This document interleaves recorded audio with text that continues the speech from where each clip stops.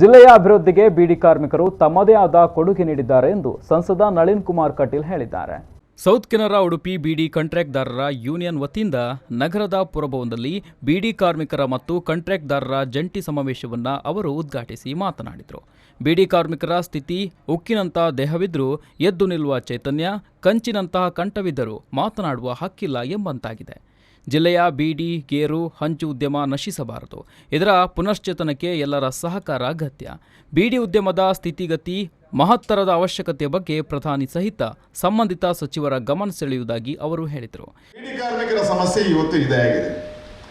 ಹಾಗಾಗಿ ಅವರಿಗೆ ಚೈತನ್ಯ ಮತ್ತು ಸ್ವರವಾಗಿ ಇವತ್ತು ಸಮಾವೇಶವನ್ನ ಇವತ್ತು ಈ ಎರಡೂ ಸಂಘಟನೆಗಳು ಮಾಡಿದೆ. ಇದಕ್ಕೆ ಅಭಿವಂದನೆಗಳನ್ನು ಸಲ್ಲಿಸ್ತೇನೆ.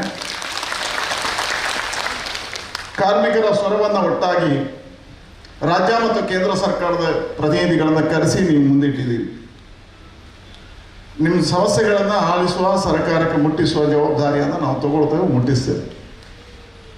ನಮ್ಮ ಜಿಲ್ಲೆಯಲ್ಲಿ ವಿಶೇಷವಾಗಿ 3 ಉದ್ಯಮಗಳು ನಮ್ಮ ಜಿಲ್ಲೆಯ ಅಭಿವೃದ್ಧಿಯ ಪಾಲುದಾರರು ಅಂತ ಹೇಳ್ಬೋದು. ಒಂದು ಹಂಚಿನ ಕಾರ್ಖಾನೆಗಳು, ಎರಡನೇದು ಗೇರು ಕಾರ್ಖಾನೆಗಳು, ಮೂರನೇ ಮನೆಯಲ್ಲಿ ಇರತಕ್ಕಂಥ ಗುಡಿ ಕೈಗಾರಿಕೆ, ಬೀಡಿ ಕೈಗಾರಿಕೆ. ಇವತ್ತು ದೇಶದಲ್ಲಿ ಅಭಿವೃದ್ಧಿಶೀಲ ಜಿಲ್ಲೆ ಯಾವುದು ಹೇಳಿದ್ರೆ ದಕ್ಷಿಣ ಕನ್ನಡ ಜಿಲ್ಲೆ ಅಂತ ನಾವು ಹೇಳೋದು.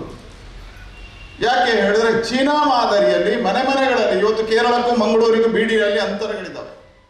ಈ ಸಂದರ್ಭದಲ್ಲಿ ಜಿಲ್ಲಾ ಉಸ್ತುವಾರಿ ಸಚಿವ ರಮಾನಾಥ್ ರೈ, ಮೇಯರ್ ಕವಿತಾ ಸನಿಲ್, ಉದ್ಯಮಿ ಹನೀಫ್ ಹಾಜಿ ಗೊಳ್ತಮಜಲು, ಪಾಲಿಕೆ ಮುಖ್ಯ ಸಚೇತಕ ಶಶಿಧರ್ ಹೆಗ್ಡೆ, ತಾಲೂಕು ಪಂಚಾಯತ್ ಅಧ್ಯಕ್ಷ ಮಹಮ್ಮದ್ ಮೋನು, ಯೂನಿಯನ್ ಕಾರ್ಯಾಧ್ಯಕ್ಷ ಮಹಮ್ಮದ್ ರಫಿ ಮತ್ತಿತರರು ಉಪಸ್ಥಿತರಿದ್ದರು.